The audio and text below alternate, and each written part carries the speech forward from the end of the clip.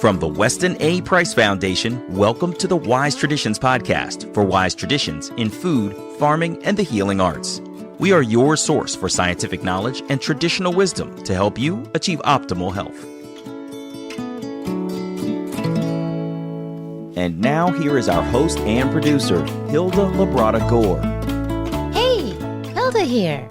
Laundry soap containers, plastic clamshells for berries and grapes, shampoo bottles and broken toys. How do we manage the waste that we generate?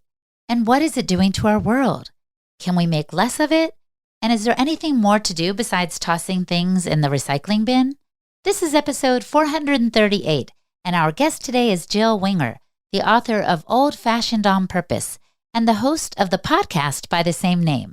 Jill today offers insights about how to reduce our waste. She gives both the why and the how. She discusses the big picture, how waste is piling up in our oceans, and also how it affects our homes. She talks about the importance of not buying cheap products, for example, that end up quickly in landfills. And she reminds us finally that there is no waste in nature. Before we dive into the conversation, I want you to hear what a conference attendee had to say at last year's Wise Traditions Conference about the experience. My name is Sue Smith. I live in Crestview, Florida. Mainly, I'm a stay-at-home mom. I'm here because, well, my mom raised my siblings and I with the Wise Traditions methods, and this is the first conference that she's been to, so she brought my sister and I along. I'm super grateful to her for that. The main impact that this conference has had is just being around other like-minded people and seeing that there's solidarity and that none of us are doing this alone. It's very encouraging. Also, just how important it is that we educate ourselves and that we put into practice the things that we know, because I grew up knowing that butter was good and knowing that vegetable oils were bad and things like that. And so just not being lazy with our health and realizing that, like, it's so vital to follow the things that we've learned from Wise Traditions and the things that we know but that we just don't put into practice all of the time. So yeah, that I think is what has really impacted me here. Register today at wisetraditions.org for our conference in Kansas City, Missouri this October. This is Hilda Labrada Gore, and you're listening to Wise Traditions. Welcome to Wise Traditions, Jill. Thanks for having me back, Hilda. I'm excited to chat again. I am too, because we're going to hit a new topic this time. And I want to hear first a story from you as we kick things off about the challenges you faced when you first moved to your current location. Talk to us about the trash and the recycling pickup there. Yeah, I think that maybe for folks who live in a more urban environment, they maybe take for granted how easy it is to recycle. Like, there's always bins and there's pickups and there's sorting and all the things. But when we moved to our homestead, we're 40-ish minutes from town. So not only did that make it very difficult to even get a trash truck to come out here, like, we actually had a several-year period where we didn't have trash pickup, which meant all our garbage would accumulate in piles in our shop, and it was just horrendous. And we'd have to haul it to town once a month. It's hard to make time for that. So yeah, that was a whole ordeal. But we've never, ever, and we probably never will, have recycling pickup, of course. And so as I started to get into this journey, because I really wasn't that mindful of sustainability or being eco-friendly at the beginning, I kind of was like, whatever, I don't care. What am I going to do about it? But as I started to make these different choices, I was like all in, right? I'm all or nothing girl. So I'm like, we're going to recycle all the things. The problem is that the recycling center is at least an hour away. And so I would store all the recyclables and I would sort of organize it, but then I would kind of get fed up halfway through, and we would have these mountains, like enough boxes of stuff to fill a room by the time we finally decided to haul it down to the center. So it was so cumbersome, and my husband, it drove him absolutely nuts, because then I'm like, honey, can you please take 16 boxes of newspapers and plastic? So it was just really difficult. But that struggle kind of helped me rethink what I was buying, what eco-friendly looked like for us as homestead-minded people or people who are living in the country. And it kind of gave me, I guess, a fresh perspective. So it wasn't all bad. I was wondering as you were talking, I'm like, did she have this accumulation situation? Are you a big time consumer? But that doesn't seem to fit who you are. It's just that we do get kind of inundated with things when we start paying attention that end up being in the garbage or in the recycling, right? Yeah, and that's the hardest part, I think, about this modern world we live in is it's almost like hand-to-hand combat trying to keep it out of your house. Even if you don't, like, I never have been a huge consumer, right? We were, even back then, I was beginning of my journey, but I was still making things from scratch, and that helps a lot. But even being mindful and maybe better than the average American on what I buy, we still produce a lot of plastic in a lot of containers. And so when you really think about it, it's kind of disheartening to think about if you have that mindfulness to be more sustainable, like it's almost a full-time job trying to keep it out of your house. Can you get specific, Jill, when you think of those boxes in that room that were driving your husband crazy? What was in those boxes? Yeah. So plastic, of course, is the big thing. And the big plastic, the milk jugs, the laundry detergent jugs, the different containers. And then we have the tin cans for vegetables or tomato sauce. That wasn't as bad because of my canning. That helped kind of reduce that. But we'd still, I get my coconut milk in a can, or I get certain random things in a can. And then the paper, I don't get a lot of catalogs. I've tried to cancel my junk mail to the best of my ability, but we still get paper. Yeah. And you get just lots of paper coming in. And then glass, not as much glass, but you have kombucha bottles or you have olive oil bottles or things like that. But I'd say that the majority and also the biggest space users in my box of recycling hoarding was plastic for sure. And I want to talk to you about how you pared that pile down. But I also know that on your very own podcast, didn't you have a guest who was addressing the zero waste lifestyle? Was she trying to live it like for a year or something? Yes, I really want to recommend this book to everyone. And she's not paying me to say this, but it's called The Year of No Garbage. It just came out and it's by a woman named Eve Schaub. And she approached this from a really funny, honestly, she's a great writer, a really funny, enjoyable way where she committed, she got her family on board and they said, we are going to be zero waste for an entire year. And she was already a little bit crunchy. She was already a little bit, she's not a full-fledged homesteader, but she was already minded that way. And I think she kind of went into it like, we got this. And watching through the book, her struggles of how hard it was. It's funny, but it's also like, oh my goodness, it's overwhelming to even think about. But reading this and chatting with her was eye-opening to me. Maybe I would give myself a little more grace than I had in the past, that our culture is not set up for zero waste, and hopefully that will change in the future. Hopefully we can do things to improve that on a systemic level, but also we're doing the best we can. And so for anyone who wants to dive into this, she has a lot of good data and research, and she's just a really great writer. Now, I think when this big push for recycling came about, maybe in the 70s, they were saying recycle, repurpose, reuse. Is that part of the secret of just lowering our waste? Yeah, I know that's really common. And Eve, in her book and in our conversation, spoke to that a little bit. I think it's a great thing to keep in mind. The tricky part is the recycling piece of that is not as innocent as maybe we're led to believe. Yeah. And I would love if every piece of plastic I put into my bins or I hauled to town, I knew was getting 100% recycled, but that's actually very rarely the case. And I can't remember the exact statistics, but the vast majority of plastic that you're putting in your recycling bins and trying to do your best, you're washing it out and doing all the things right, doesn't ever end up being recycled. It ends up being transferred to the landfill in a roundabout way. And so when I started to learn more about that, and there's also, I've learned a little bit of a tie, like, how we have big pharma and big food, mm-hmm. There's also big plastic. And there's, of course, these people who make plastic are very much incentivized to keep promoting plastic use. And so there's a little bit of that vibe. We're very familiar with that in those other industries. It's that same sort of situation in big plastic where they don't want people to stop using plastic. And perhaps a little bit of this dynamic where we threw out this, oh, look, you can keep buying plastic because you can recycle it and you can have a clear conscience, when that's not necessarily what happens on the back end. So as I started to wrap my mind around that, my question became, well, I'm going to recycle, or what can I recycle? And instead became, how can I stop buying this stuff in the first place? Which isn't, I'm not an expert at this, and I want everyone to know we still have a dumpster. I wish I didn't have a dumpster, but we still have a dumpster. But we're trying to put less in the dumpster than ever before. And so it's kind of that moving target. But it's really, for me, how do I consume less or bring in less? When you were talking about the plastic companies, it made me think about, there's a term now called greenwashing, where even Tyson's Chicken tractor trailer trucks I've seen on the highway that have a picture of a farmer trying to make it seem like we're doing things regeneratively. It's just the impression they're giving, right? So maybe there's a thing called plastic washing now. I would totally buy into that. I would 100% think that's a thing. Yes.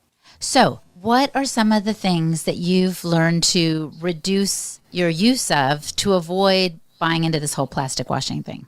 So lots of little things. And I would encourage anyone listening, like I know for me when I first started, I think the first step would just be more mindful, right? So as I started to be more mindful, I'm like, okay, wait a second, I'm buying this and this is a big jug of laundry detergent and that's a lot of plastic for that. And then it's just mostly water, right? So I started I noted that and I noted this food container and that food container and this plastic packaging. And so the first part is becoming mindful, which I found rather depressing because you start to realize how much packaging and things there are. And then it was just picking away at it. And I think if you go into this and you try to change it, just like food, right? You try to do all the things overnight, you're going to burn out and kind of hate your life. So this is more about start with the biggest pain points and then add a little bit more in at a time. And I'm still on that journey. And so I think for me, food, of course, was big. And for those listeners who are already on their whole foods journey, their homesteading journey, trying to eat better, you're already, and this is the cool part about those lifestyles, by default, they set you up to be more sustainable because when you're making food from scratch,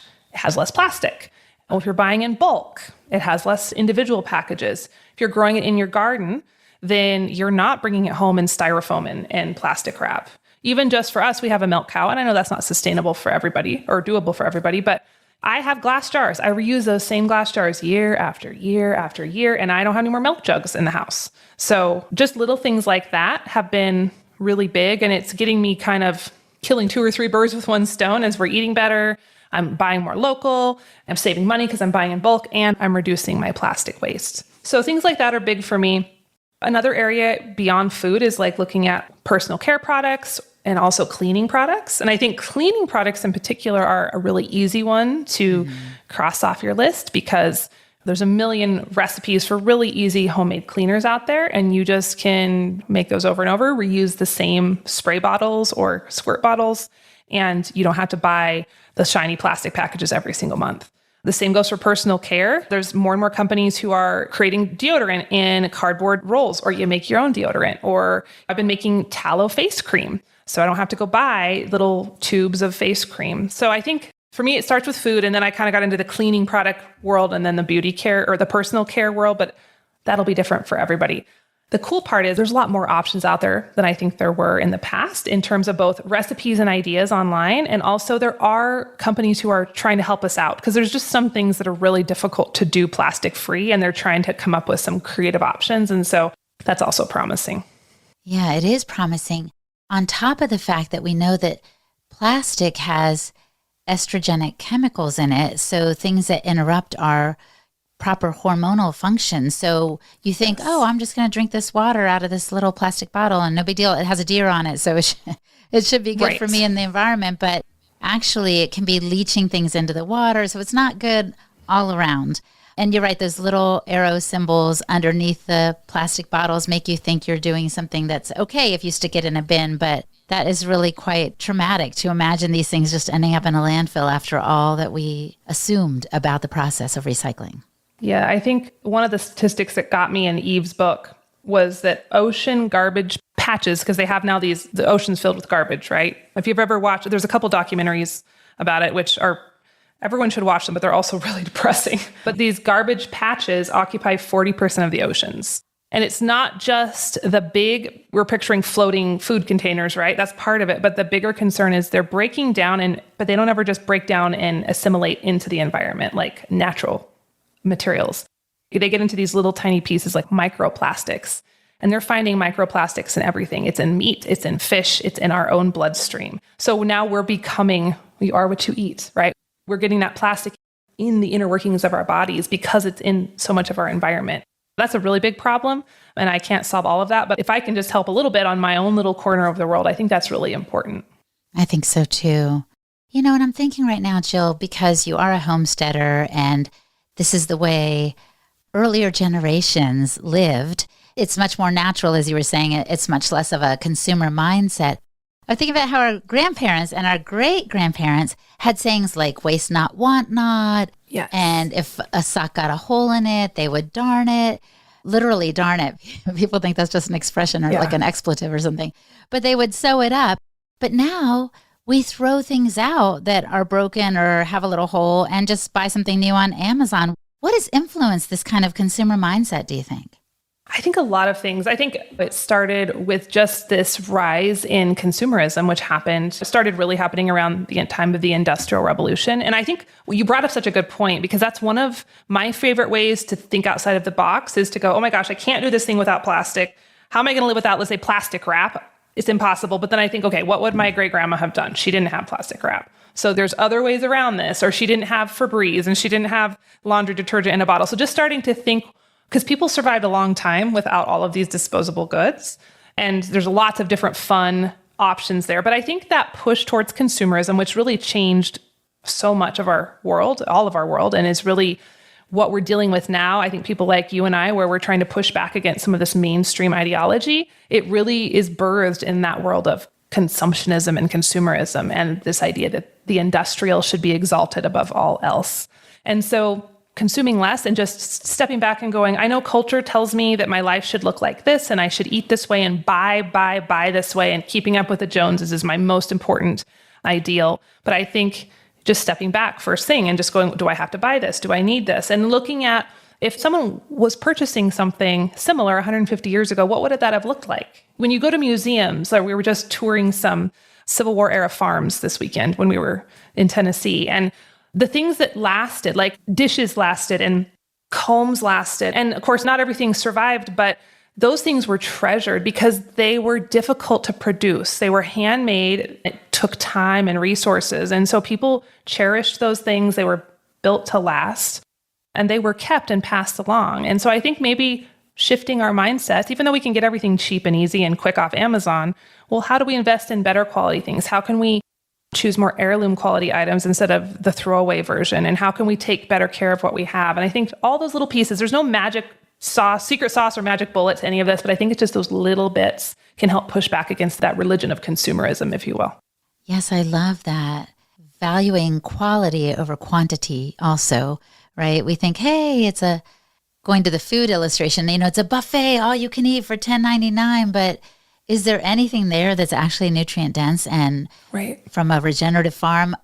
Unlikely. Yes. Although I guess it's possible. But what if we found a comb? I literally saw one today at a friend's place that had like jewels embedded in it. I think she had gotten it as a gift from someone who had gone to Saudi Arabia.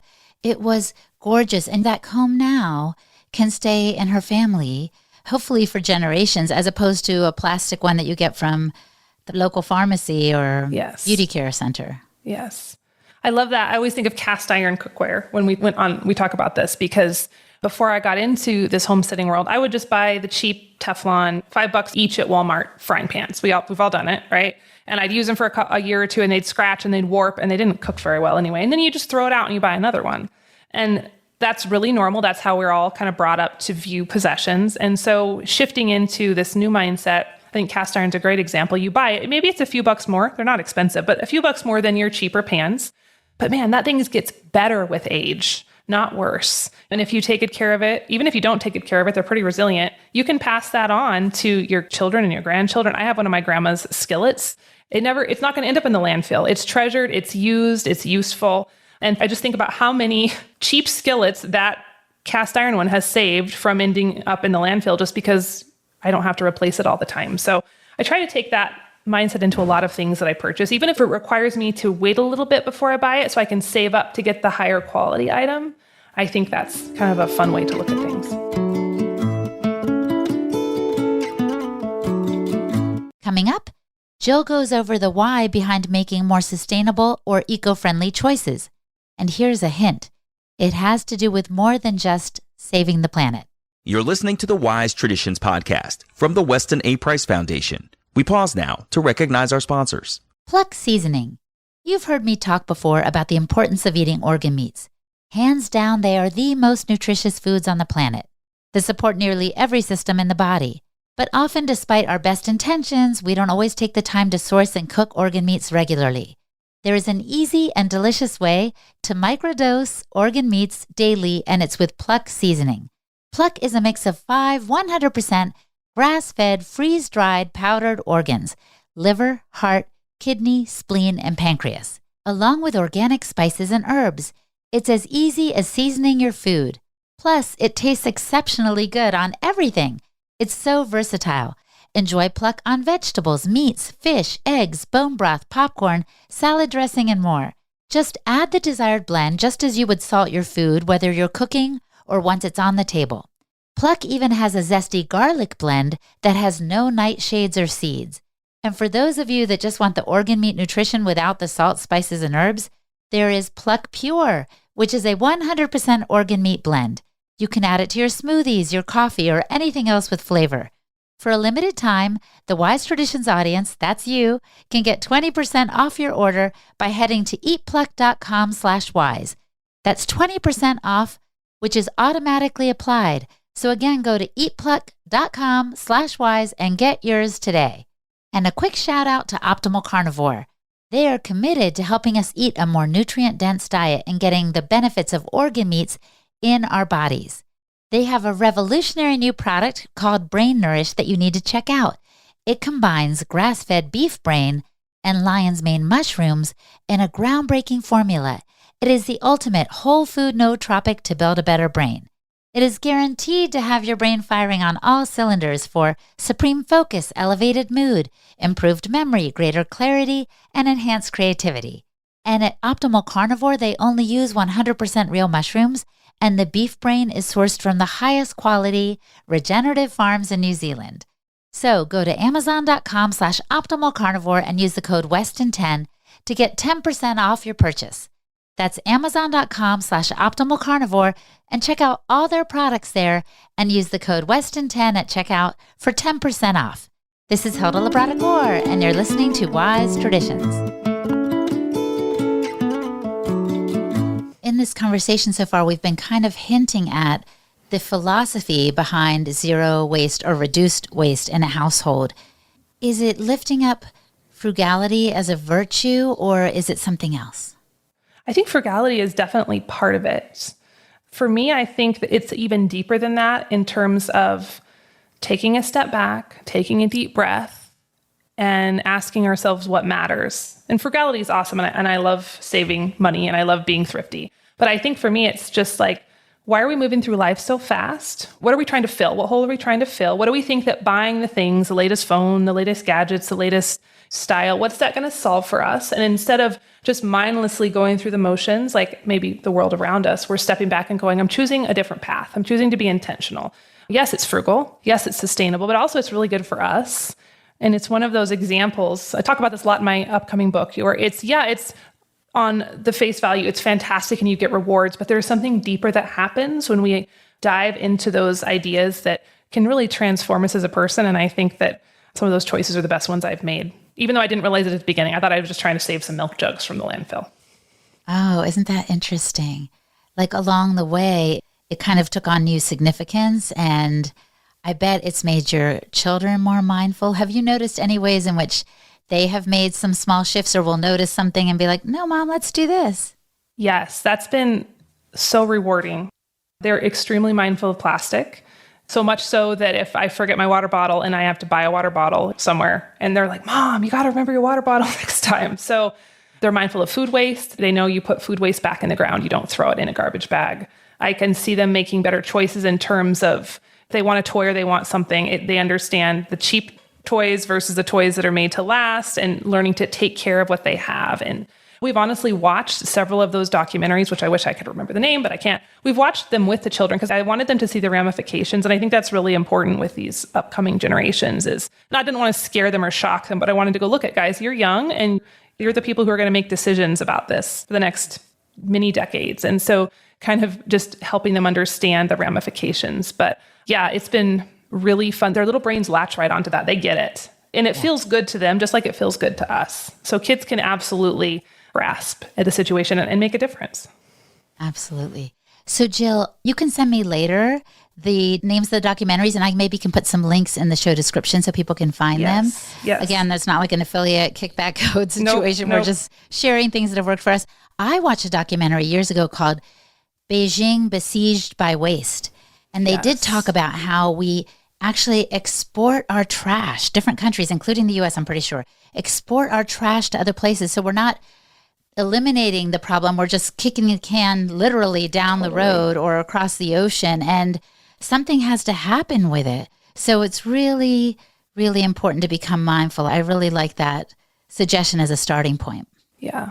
I've seen those similar images, especially there's one that just sticks to my mind. I can't remember. It was, I think, an Asian island, and it was exported trash, probably from the US or other first world countries. And the children are playing on it. It's like that's their new landscape. And it just makes you sick because we think we use the cup or the straw or the container and it's once and it's gone. It's out of sight, out of mind, but it still exists. Even if it's not our problem, it becomes someone else's problem. And that's, I think, something to remember is just because we think that garbage cans and easy out doesn't make it go away. It's never away. It exists for a very long time and someone's dealing with it and it's affecting something somewhere, whether it's another human or whether it's the fish in the ocean or it's the microbes in the soil. And so it's pretty sobering when you think about it. Well, I'm eager to hear a couple of more practical things you do around your home that are a small way to start. I'll share one first while you're thinking about it. So with the plastic wrap thing, years ago, I went to a friend's house and I think she had run out of plastic wrap. So she started just turning a plate upside down and putting it on top of the bowl that had food in it. And I was like, genius. You're not using plastic wrap and you're still storing the food. It's going to be fine under that little plate. So inverting a plate and putting it on top of your bowl is an easy way to get around using plastic wrap. Not to mention that, of course, now they sell many glass containers in a bunch of different shops. So you can use that instead of plastic as well. And it has a longer shelf life, actually. It's going to last longer. It's not going to wear out as quickly as plastic. Yes, I love the little glass. I call them Tupperware. It's not glass Tupperware, but you know what I mean. This food storage containers, I think, is the best. Yeah. Yes. But yeah, I love those. Yeah, plastic wrap has been my nemesis, but I also do the plate trick now or the glass container trick. And you really don't need, I still have a roll of plastic wrap just for, because you'll give food to a friend sometimes and you just can't get around it. But there's very few instances where you can't get around it. Most of the time you can figure out something else. Some other little tricks I've done is we feed largish groups here at our house pretty frequently between friends and events. And so I got tired of, I always had to go buy paper plates and the red plastic cups and the silverware. And not only was it annoying because I never had it on hand, but I'm just filling garbage bags every time we'd host. And so I got some enamel camping plates and they're actually really cute. So I bought those. Those were a little pricey. They were an investment, but I've been using them for years now. Use pint-sized mason jars because I always have tons because I can. We use those for our drinks and you can use, it's called a wet erase marker. So it's like dry erase rub off really fast, but wet erase only come off when you wash them with water. So you can write someone's name on the pint jar with the wet erase marker, or you could put like a colored rubber band for each person. And then for the silverware, I went to the thrift store and bought a whole bunch of random mismatched forks, spoons, knives. And some of them are small. None of them look like they go together, but no one cares. And we use that when we have big groups. So that's worked really well. And it kind of just makes events, even just a quick barbecue, feel more special because it's like, I don't know, it just changes it when it's real dishes. Yeah, when it's real. When it's real. I was at a picnic the other day and they had plastic utensils that looked like silverware. I've seen and those. Everyone was like, are these silver? Yeah. Do we throw these away? And even the person who was hosting the party, who I know likes to be friendly to the environment, was like, yeah, they're throwaway. And I was thinking, oh, that's so sad. Because look, even the plastic was trying to pretend it was silverware. It was trying. It's like, save me, save me. It was trying. Yeah. Another area I focus on a lot is food waste. And that's kind of a different topic than plastic and glass and things. But I think 40% is the number of our food supply ends up in landfills. And that's both at the residential personal level, but also you think about corporations and factories that are processing food, like so much ends up in the garbage. And it puts off a lot of methane and it creates a lot of problems. And when it goes into landfills, it's such a beautiful cycle how nature works, whereas there's no waste in nature, right? Manure is magic. Food waste is magic. There is no waste. Everything is recycled in the order of things. But we break that with our food waste. When we encase it in plastic, we send it to the landfills and it's without oxygen. So it just sits there. It never actually gets to break down as a part of that natural cycle. And so a huge thing for us is we don't ever put food waste in a garbage can. It goes into our chicken bucket. We give it to the pigs. Or if you don't have either of those animals, you can make a compost pile or a compost bin. There's a million different options online now where you can get different little tools to help you with that. But man, when you start to understand kind of the order of things, it's such a beautiful process. The banana peels and the onion ends and the carrot tops, those are pure magic for your soil. And there's no reason they should be encased in a plastic tomb for the rest of their life. So give them back to the earth and it feels really good. The kids have fun with that. They give the scraps to the chickens every day and that's an easy thing to do as well. So I forget how many years ago our family started composting. We don't have a lot of land, but we didn't want that food waste to go in the trash can and end up in a landfill. So we started putting our banana peels, our apple scraps and so forth in the freezer. And then once a week we take it to the farmer's market, and there is a compost company that makes sure it gets to land where it can, like you said, not be wasteful. It's actually beneficial to the land. Yeah. And then, of course, if you save your onion and your carrots and these other little scraps, they can be used to make your bone broth taste good. Yes. So there's so many ways, right? So many ways. That we can repurpose. That's beautiful. Now, I want you to tell us a story about maybe a repurposing moment that went awry, that didn't quite go the right way, where you're like, oh, we'll do this instead, and it didn't work out so well. Do you have one, Jill? There's a lot of times where it doesn't work. You save the recycling and then you didn't wash it out properly and it gets rotten or it gets moldy. And so you end up, you do your best, right? I know one I've done actually a couple times is we have a little restaurant, and restaurants produce a lot of waste. And whether it's people not finishing their meals or you're cutting lettuce and you have ends of lettuce and stuff. So we have a 5-gallon bucket we keep at a restaurant. We scrape all the plates into it and then we bring it home to feed our animals, our personal animals.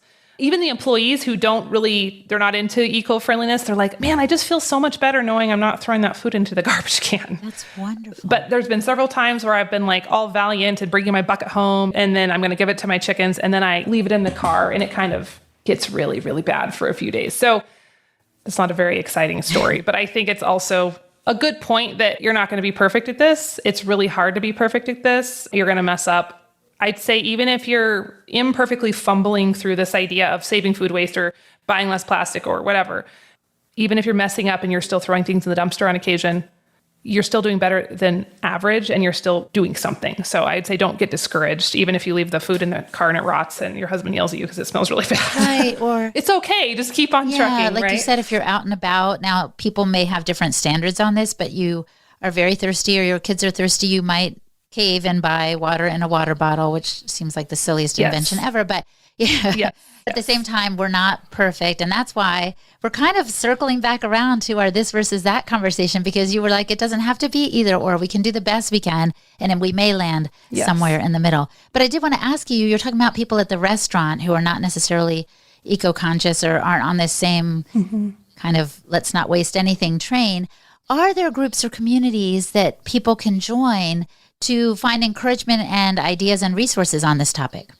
Yeah, so I'm not super plugged into the zero waste world, but I know there's a lot of bloggers or minimalist bloggers. And so, I mean, a quick search on Google will bring up lots of blogs. I know there's a number on Instagram. I'll try to get you her name and then we can put it in the show notes. But she just posts really simple ways to stop buying certain pieces of plastic, just different creative ways to work around and how to use waste or how to repurpose. And there's a number of those out there. There's also lots of companies. If you type in zero waste razors or zero waste toothpaste, like you're going to come up with a number of places that are really helpful in plugging you in. Now be careful, because consumerism also lives in this world. And so sometimes these companies are trying to sell you gadgets and things that are going to help you reduce the clutter and the waste where you didn't really need that thing in the first place. Like you probably could live without it. So don't feel like you have to go buy in order to buy less, right? You kind of balance it. There's a few things I buy and the rest you can often get creative in making yourself or just not needing it at all. So just Google around a little bit, especially if you're looking for a specific zero waste idea, how to live without regular laundry detergent. There's lots of resources online. I wonder if the pinnacle of zero waste is the sawdust toilet. Are you familiar with that? I am, yes. I find that attractive. My husband has not agreed to that yet, but I kind of, the composting toilet, I'm like, it's fascinating. Talk about zero waste. Yeah, the idea is even your feces can somehow be managed to fertilize the land, I guess just like cow manure, huh? Yes, Human totally. manure. And it makes sense, right? That's what the whole natural process is about, it's manure's not a bad thing. Any kind of manure is just we've created this distastefulness in our own modern minds that has to be pushed away, pushed aside. And I know there's obviously, when you have a city environment, not everyone can be just going out in the backyard. That's not going to work. There is sanitation issues. And I'm thankful for modern, no one sent me emails. I am thankful for modern plumbing. Let it be known. I think it's a wonderful invention. But yeah, I love those ideas where you're really thinking outside the box. And that's pretty cool. Or outside the porta potty, as the case may be. Outside the porta potty, yes. But I love the line you said earlier, Jill, that there's no waste in nature. Think about how a leaf falls off a tree, it decomposes and later nourishes that same tree. Like, this is amazing. And so let's get on that nature train, and perhaps we can start making more conscious choices so that we are really kind of blessing the planet instead of hurting it. I love when Joel Salatin also says, the hands that hurt can also help. So let's not think humanity is the scourge of the planet. No, we're here for a reason, and we can also help. Yes, absolutely. I could not agree more. Yeah, we can make simple choices and it adds up in a big way. So let me ask you the question I like to pose at the end. It may be related to this topic. If the listener could do one thing to improve their health, what would you recommend that they do, Jill? I'm trying to remember what I said last time. I think it was it go outside? Did I say last time? Yeah, I think you did. Yeah. I don't know. I mean, this one, I could say that again, because going outside in a roundabout way will affect your zero waste choices, because it will connect you with that nature like we were talking about, right? In terms of when you start to see how nature works, it will influence you, and you'll start to just, I feel like, kind of be drawn into wanting to work with it instead of against it. So that's a big one. But I think maybe to add a little bit onto that, look at your food. Your food is going to help you in so many ways. Little choices with food. You don't have to go hog wild all at once. It's going to make you feel better. You start making a little bit more from scratch. You're not going to have as much plastic to put in the landfill. You're not going to be bringing all that packaging and wrap and styrofoam and all that home. And so if you're just looking for a really simple step that you were doing anyway, you have to eat anyway, look at that food and really dig into that. And I think you'll be surprised at all the little benefits that shoot off as you start to make those choices. Well, thank you so much, Jill. It's been a pleasure chatting with you again. I absolutely loved it. Thanks for having me on. Our guest today was Jill Winger. Visit her website, theprairiehomestead.com, to learn more. And I'm Hilda Labrada-Gore, the host and producer of the Wise Traditions podcast for the Weston A. Price Foundation. You can find me at holistichilda.com.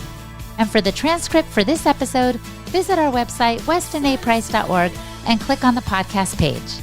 And now for a podcast review from AC Mike. It was titled Absolutely a Favorite. They said, I love the wealth of information on this podcast. Such a great variety of interviews with thinkers at the top of their fields. I absolutely love the interview from May with Naomi Wolf. Thank you, and keep up the excellent work on this show. Thank you so much, AC Mike. That means a lot. You too can leave us a review on Apple Podcasts. Just go to ratings and reviews, give us as many stars as you'd like, and tell the world why the show is worth listening to. And thank you for listening. Stay well, my friend, and remember to keep your feet on the ground and your face to the sun. On behalf of the Weston A. Price Foundation, thanks for listening. We have many free resources to support you on your health journey. Visit westonaprice.org to find podcasts, articles, videos, and more. You can also find a local chapter near you for help in finding sources of great food. We invite you to support the Foundation's mission of education, research, and activism by becoming a member. Thanks again, and take care. Wise Traditions is a project of the Weston A. Price Foundation for wise traditions in food, farming, and the healing arts. The content on this podcast is provided for informational purposes only and is not intended to substitute for the advice provided by your doctor or other healthcare professional. It is not intended to be, nor does it constitute healthcare or medical advice.